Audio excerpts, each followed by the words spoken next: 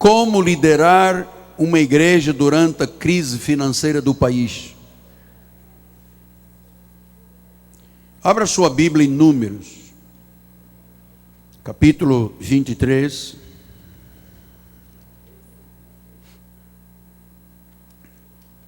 Deixa o telefone da igreja ligado, 30 17 90 90, porque eu sinto no meu coração, sabia? Uma coisa que eu estou sentindo. Há um empresário que diz assim: eu vou ajudar o apóstolo a comprar esse terreno para estacionamento da igreja.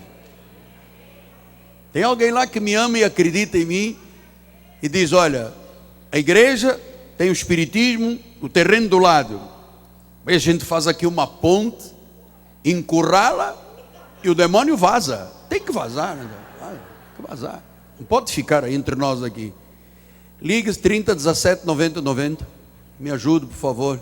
Deus vai te honrar muito, eu creio nisso. Esta igreja foi feita assim, por gente que ama a Deus e o apostolado. Vamos lá, Números 23, 19. Deus não é homem. Que maravilha, hein, pastor? Deus não é homem para que minta, nem é filho do homem para que se arrependa. Porventura, tendo ele prometido, não fará? Ou tendo ele falado, não cumprirá? Você acredita nisso? Não, no duro, você acredita nisso? Eu quero ouvir o maior amém da tua vida. Eu vou contar até 3. Espera aí, até 3, até 3. 1, 2, 3. Você viu o que eu disse no início? Nós vamos inflamar o teu coração.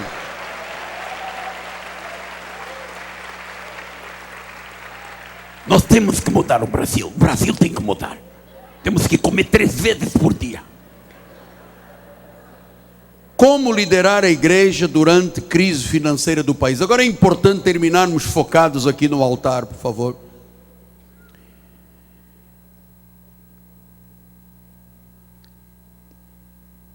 Como nós, pastores, de forma ética, credível, podemos criar esperança no coração do povo nas questões financeiras?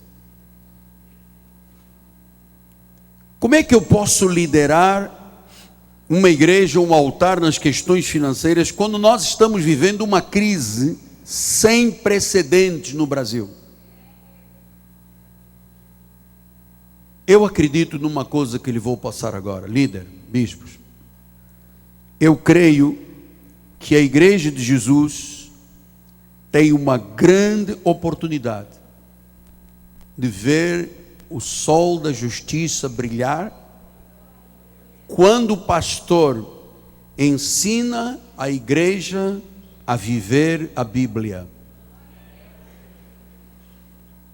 O pastor líder, o bispo, o apóstolo, tem que ter uma resposta, porque a televisão, a rádio, jornais, são muito intimidadores. Os políticos criam crises para depois resolverem e se acharem heróis. Mas quem é o mentor da igreja, quem é o paradigma da igreja, é o pastor. Então existem hoje no Brasil predições péssimas. Eu estava ouvindo um economista dizendo: olha, esta crise que se estabeleceu vai dura cada vez pior até 2019. E de 2019 para frente, não se sabe o que acontecerá. Em 2016 o PIB vai diminuir 4%. Isso é péssimo. Já ouvi um grupo de economistas dizerem: nem na próxima década nós vamos sair do buraco que o Brasil se meteu. E a igreja? O pastor, o líder, tem que saber encarar esta situação.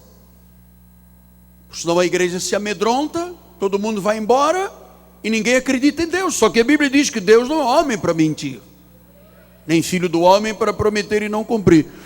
Qual deve ser a minha reação, a nossa reação perante a situação caótica que o Brasil está vivendo? Então agora vamos a fatos práticos. Nós temos que ajudar as pessoas a reagir neste momento de crise da economia. Porque eu sei que muita gente vai perder emprego, vai ter diminuição de salário, 200 mil empresas fecharam num ano, o PIB vai encolher, e claro, muita gente evangélica está com medo. Como é que o líder responde? O líder vai se acomodar, vai se deitar, a igreja morre, ou o líder tem algo para responder? Então, um grande pensador disse uma vez que liderança é antecipação da solução. A liderança é você antecipar a solução. A igreja, olha, quando as pessoas entram aqui, as pessoas olham para o altar e esperam a saúde, a orientação, o consolo, o conforto. Então, o líder tem que ser capaz de antecipar a solução à luz da Bíblia Sagrada. Porque nós somos igreja de Jesus. O cenário aí fora é mau, mas nós temos que ter perspectivas. Então a perspectiva é assim: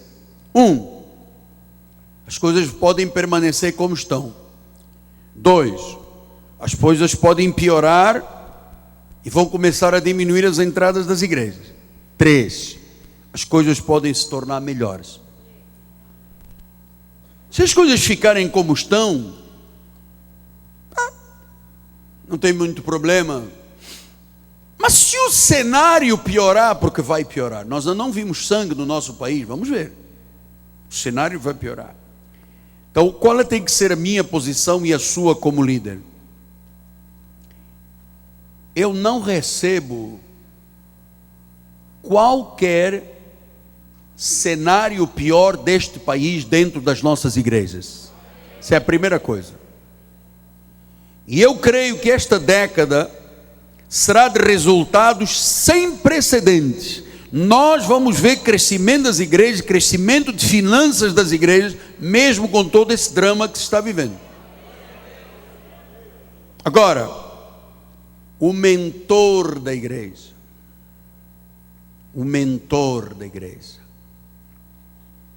aquele em quem as pessoas acreditam, o seu profeta, na tua igreja, o bispo, o pastor, tem que saber criar esperança no coração do povo, tem que oferecer esperança, tem que oferecer segurança, de que este Deus que diz que não mente e não se arrepende, vai ser a provisão. Há pouco o bispo leu: o meu Deus, segundo a sua riqueza em glória, há de suprir cada uma das minhas necessidades. Agora vamos a passos práticos. Número 1, como é que eu ofereço esperança ao coração do povo, segurança, de que a crise não vai vitimizar ninguém, nem a igreja? Primeiro,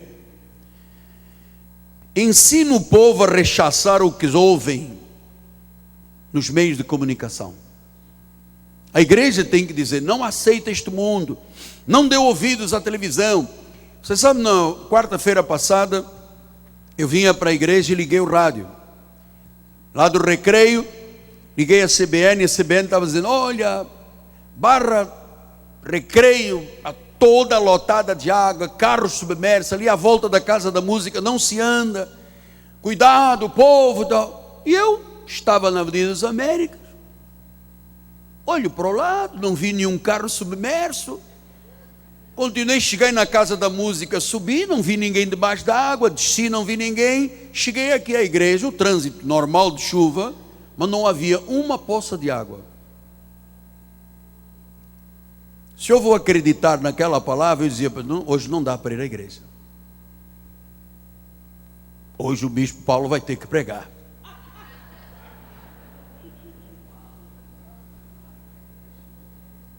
Mas eu disse, eu vou acreditar em Deus ou na palavra do rádio? Vou acreditar em Deus.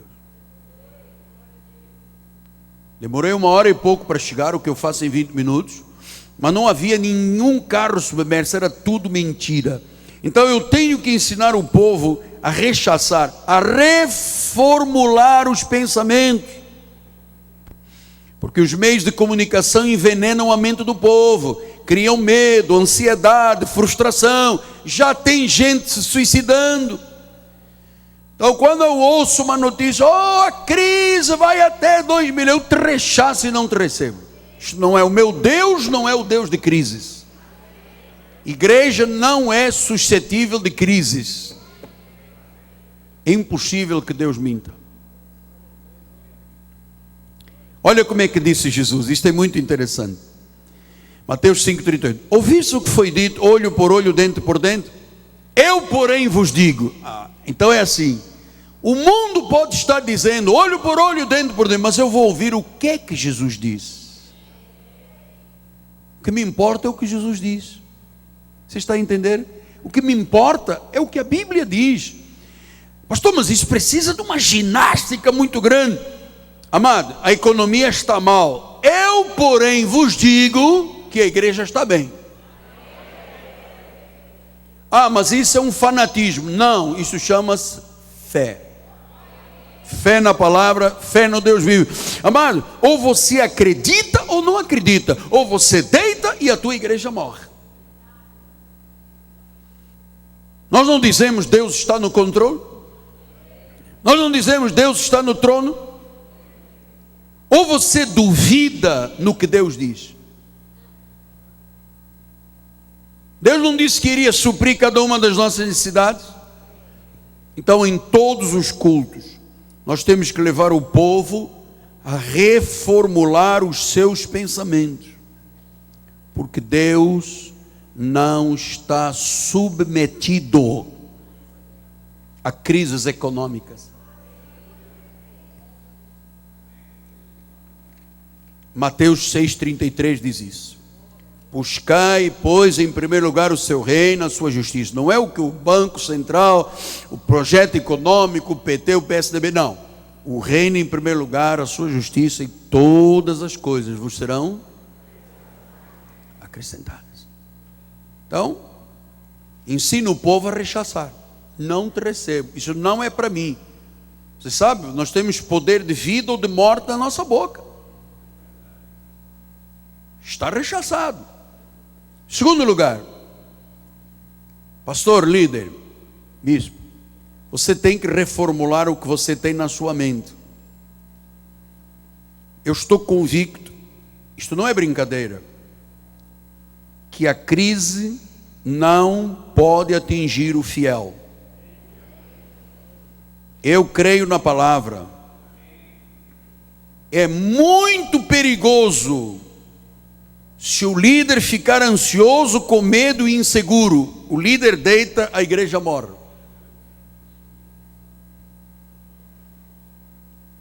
Para isto, para você criar segurança na igreja, você tem que ser primeiro um dizimista fiel. O pastor tem que ser dizimista. Tem que dar o exemplo. Tem que ser um semeador na igreja. Porque eu acredito que crises também são oportunidades de ver Deus agir. Está na Bíblia. Então, ensina o povo a rechaçar o mundo. Reformula o que está na tua mente. Terceiro lugar, ofereça à igreja as regras bíblicas de finanças, da prosperidade. Faça o povo viver os ensinamentos bíblicos. Diga à igreja que o fiel não será envergonhado. Porque o oposto da fé é o medo, a preocupação. Ou você vive por fé, ou você tem fé no inimigo, e fé no inimigo chama-se medo. Nós estamos aqui pensando na igreja, da profecia deste ano, daqui a 5 anos, daqui a 10 anos. Onde nós estaremos daqui a 5 anos se nós nos deitarmos e a igreja morrer? Se eu não for aquele pastor apaixonado, aquele homem que mostra a verdade, que conduz as ovelhas, que dá segurança à igreja, que as pessoas têm credibilidade e ele tem credibilidade. Eu não vou dar medo à minha fé ao inimigo, amado. Nossa fé não está no mundo, nossa fé está no Senhor. E ele disse, ele não é homem para que minta, quer dizer que os homens mentem.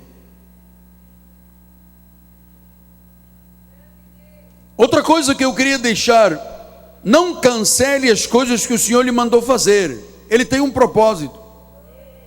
Assim foi na construção da nossa igreja. Nós, quando começamos a construir aqui este edifício e todo isso aqui à volta, os prédios, veio o plano Collor, bloqueou todo o dinheiro. Eram 65 trabalhadores, engenheiro, topógrafo, arquiteto, doutor, como é que se chama o nosso arquiteto? Florido. Tínhamos rádio, televisão, pastor. E eu um dia, honestamente, nós estamos começando a alocar a obra. Eu disse, Senhor, se não há dinheiro, como é que eu vou fazer? E Deus disse, é a fé. Ou você acredita ou não acredita. Ou você acredita, investe na obra e faz o povo se envolver, ou você deita e morre, e a igreja morre. Acredite. Então, eu não cancelei nada, eu não cancelei divulgação, eu fiz ajustes. Por exemplo, nós estamos num canal da NET, não tinha resposta, eu cancelei. Entramos num outro canal aqui, 25, Rodrigo, 3 meses, não houve uma alma na igreja, eu cancelei. Fomos para Bandeirantes, é muito caro. Estamos lá de segunda a sexta, domingo. E eles vieram com um pedido grande, eu falei, bispo, não dá para pagar, se quiser é tanto, até tanto nós vamos. Eles aceitaram, porque eles disseram assim, se não tivermos você, não vai ter mais ninguém para pagar, então aceitaram. Então, eu fiz ajustes, porque eu creio em Deus ou não creio. E sabe uma coisa? Eu sei que muita gente está aqui que não crê em Deus.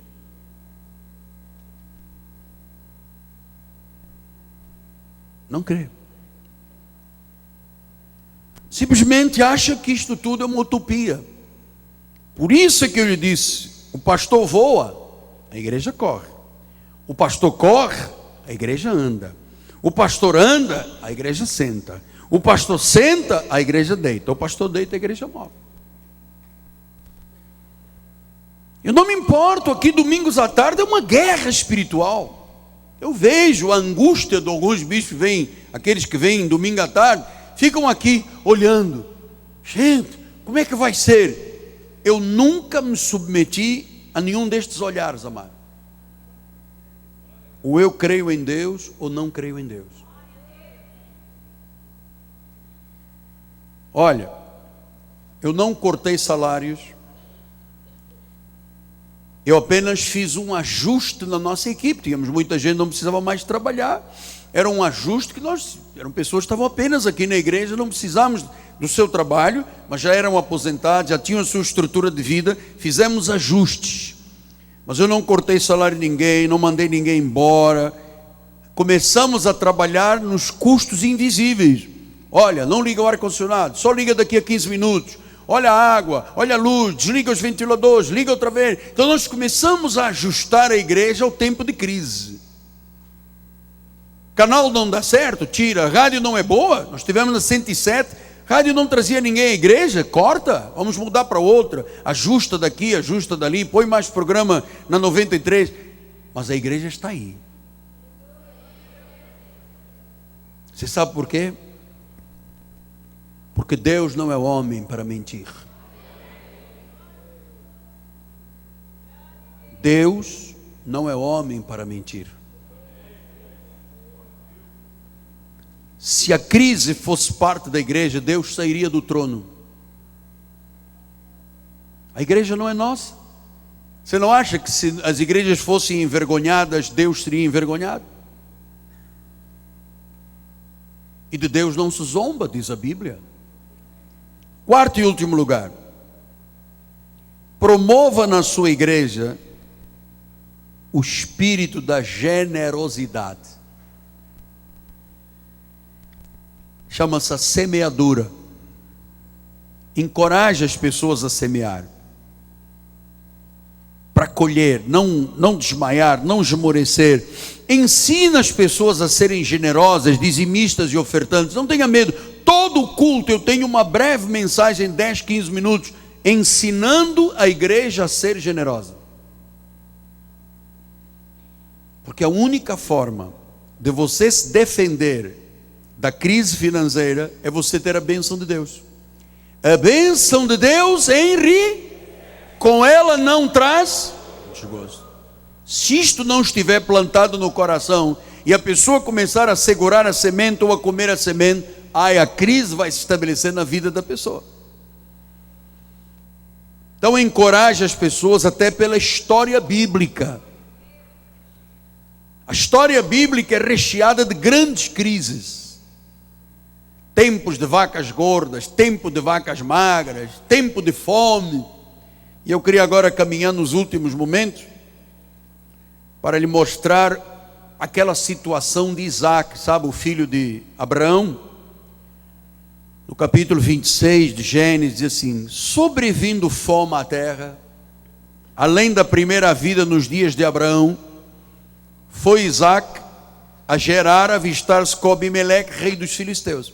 Que a tendência sempre é assim. Existe uma crise, as pessoas assim, vamos ver como é que o mundo nos ajuda. O banco faz, ou não sei quem colabora. A solução está aqui dentro. A solução está com as pessoas que amam a Deus, estão lá do outro lado da internet. A solução tem que estar no reino. Olha, houve fome. Você sabe, o Brasil está hoje dentro de um momento trágico, tremendo. Há fome, há desemprego, 10% de desemprego já conhecido. E disse que Isaac já entrou na carne. Isaac já disse, poxa, ele podia ter pensado assim, também não houve fome nos dias do meu pai, de Abraão? Como é que Deus fez lá atrás? Não resolveu a questão? Ah, não, eu não acredito no que Deus fez com meu pai, então eu vou procurar a solução. E Deus disse assim para ele: apareceu-lhe o Senhor. Amado, sem você se aperceber, com olhos físicos, Deus te apareceu aí no teu lugar esta tarde. O Espírito se move dentro da igreja. O Espírito está se movendo dentro da igreja. O Senhor está te aparecendo aí dentro do teu coração, está dizendo: não temas, não desças o Egito, não acredites no mundo, não te submetas ao que a política diz, fica na igreja, que eu vou te dizer o que vai acontecer. É aqui. Esta igreja aqui não é um show de cantores evangélicos. Esta igreja não é um show de lançamento de CDs. Esta igreja é a resposta de Deus ao mundo. É uma igreja da reforma protestante. É uma igreja que tem a base na Dutch Reformed Church.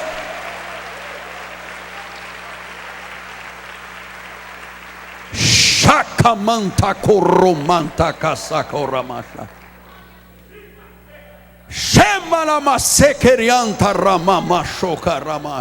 Então ele disse: eu vou te dizer, habita nela, eu vou ser contigo, eu vou te abençoar, porque a ti e a tua descendência, da qual nós fazemos parte, darei todas as terras e confirmarei o juramento que eu fiz a Abraão, nosso pai na fé. Amado, Deus jurou há milhares de anos atrás que Ele estaria contigo e te abençoaria, que nada te faltaria.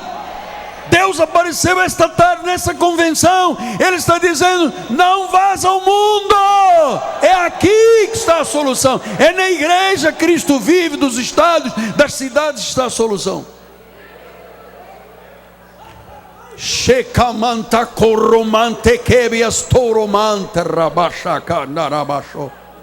Deus disse: eu jurei.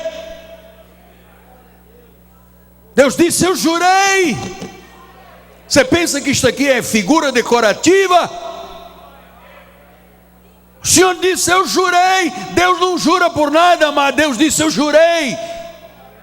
Ele disse: ponha-me aí um animal que eu vou passar no meio com fogo. Ele cortou o o animal ao meio e disse: isto me aconteça se eu não cumprir a minha palavra. Você que tem duvidado de Deus, meu amado, muitos aqui duvidam de Deus, estão deitados, a igreja está morrendo, deixam de ser sal, deixam de ser luz, e depois diz: o povo não presta. O povo é bom, amado. Eu vou ser contigo, eu creio que Ele é comigo, meu amado.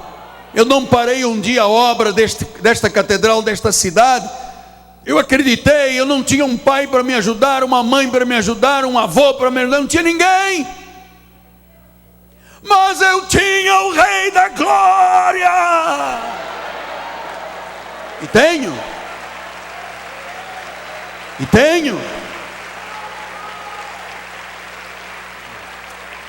Então ele disse: eu vou multiplicar a tua descendência como a estrela do céu. Olha cá a descendência de Abraão aqui. Fazemos parte dessa profecia, Sérgio. Fazemos parte dessa profecia. Multiplicarei a descendência como as estrelas do céu, darei todas esta terra. Na tua descendência serão abençoadas todas as nações, inclusive o Brasil.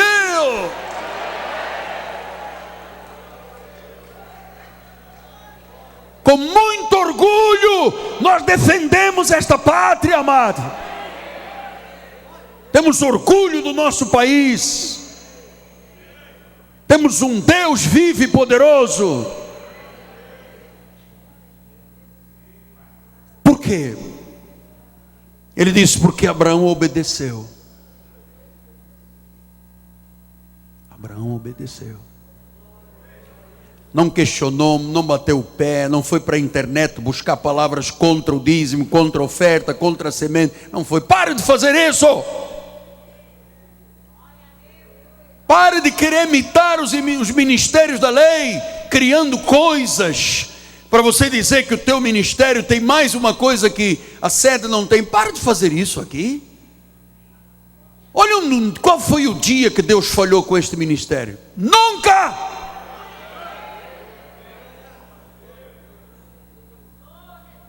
Abraão obedeceu a minha palavra, guardou os meus mandatos, acreditou nos meus preceitos, acreditou nos meus estatutos, deu ouvidos às minhas leis. Está vendo onde é que está o domínio da crise? Está aqui. Estatutos, leis, mandamentos, aqui.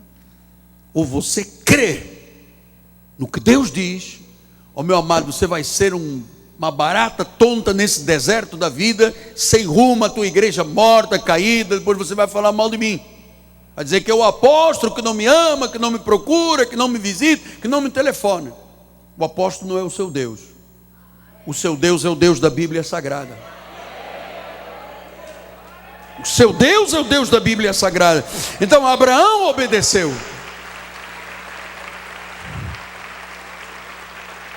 E diz o versículo 12: ele obedeceu e mandou. Deus disse: como teu pai obedeceu, você tem que obedecer.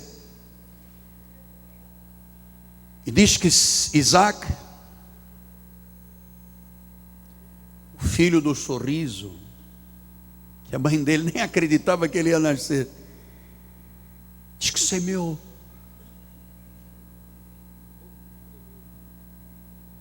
Pastor Ricardo, a sementeira é a nossa segurança. É a única forma de você pisar a crise. Não existe outra. Ou vai ao banco, a Caixa Econômica, o BNDES pede dinheiro, ou então você faz a tua regra de vida bíblica.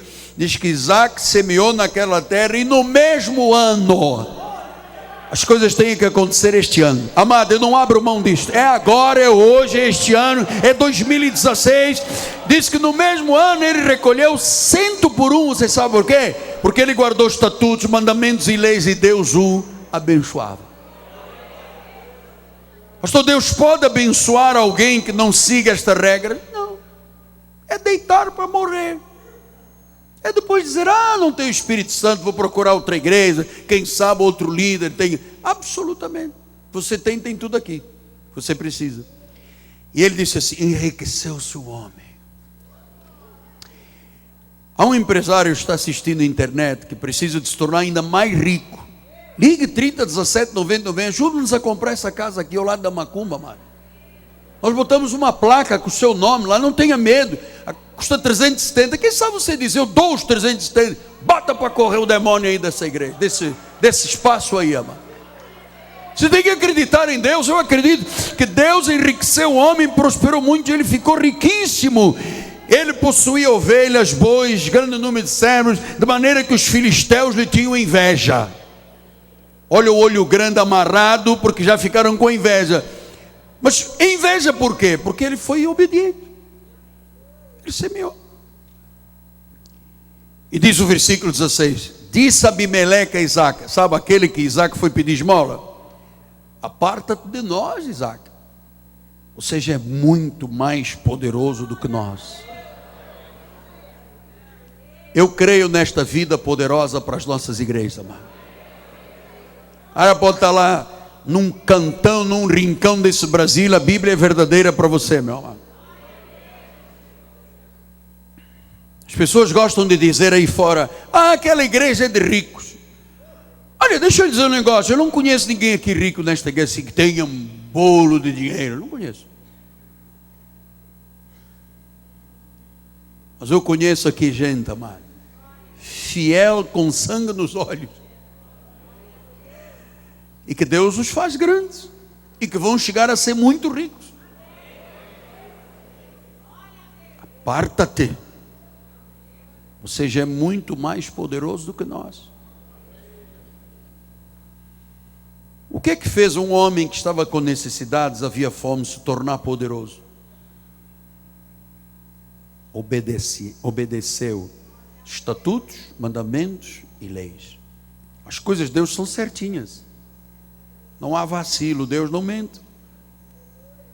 Se obedecer, a consequência é essa. Então eu queria terminar dizendo o seguinte: pessoalmente, eu creio, apóstolo Miguel Ângelo, que neste período de crise, eu vou confiar muito mais em Deus e eu vou ver a glória de Deus nos nossos ministérios.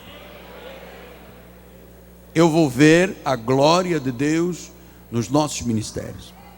Eu vou ver a glória de Deus. Nossa. E sabe como é que Paulo disse em Efésios? Ele disse que ele pode fazer infinitamente mais.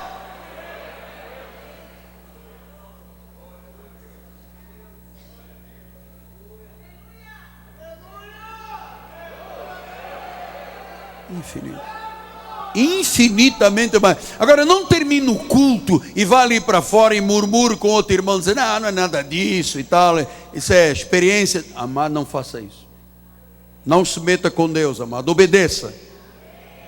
Se Isaac tivesse dito, mas a gente está passando fome, ainda tem que semear, isso é a regra de Deus. Tem um empresário lá, vai ligar para mim e vai dizer, eu vou te ajudar a comprar esse terreno. Vamos botar macumba para correr daí para fora, mano. Eu disse um dia que nós iríamos comprar isso tudo aqui à volta. Isso vai se chamar Terra Santa, meu amado. Terra Santa.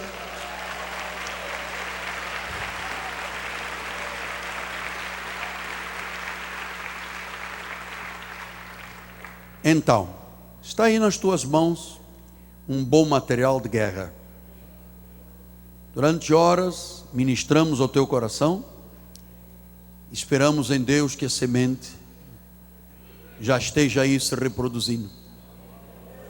Curva a sua cabeça. Senhor Jesus Cristo, Deus único, Deus verdadeiro,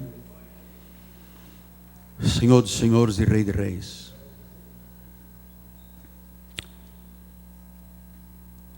as sortes estão lançadas. Eu acredito que líderes sairão de um inexpressivo, normal e comum ministério para um ministério de excelência. Toda a honra te pertence, Pai. Toda a glória. Desperta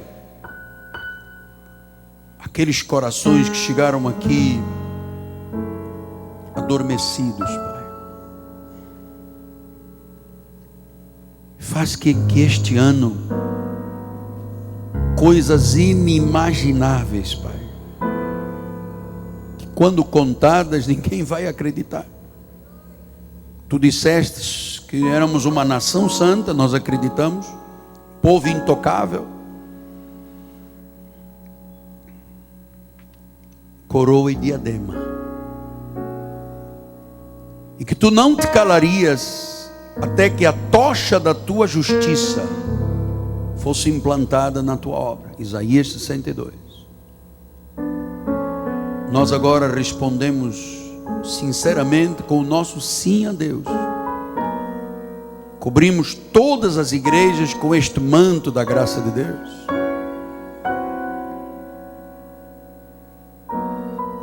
Cicatrizamos feridas de alguns irmãos que chegaram aqui feridos. Arrancamos a tristeza e a dor e jogamos firmeza e ardor pela obra de Deus. Sim, Deus, tu não és homem para mentir, nem filho do homem para prometer e depois te arrependeres. Cremos no Deus vivo, em nome de Jesus, Pai. E os pastores e líderes de excelência digam: Ele é digno de louvor, o Senhor da glória, sim, da vida, o autor, Ele é digno de louvor. Coloque uma das mãos sobre o seu coração, outra levante para Deus. Ele é digno de louvor. Sim, eu creio. Ele é digno de louvor. O Senhor da glória, Jesus da vida, o autor, Ele é digno de louvor.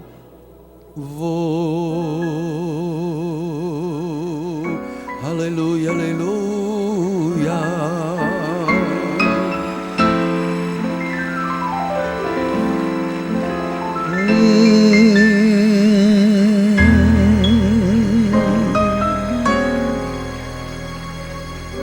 Santo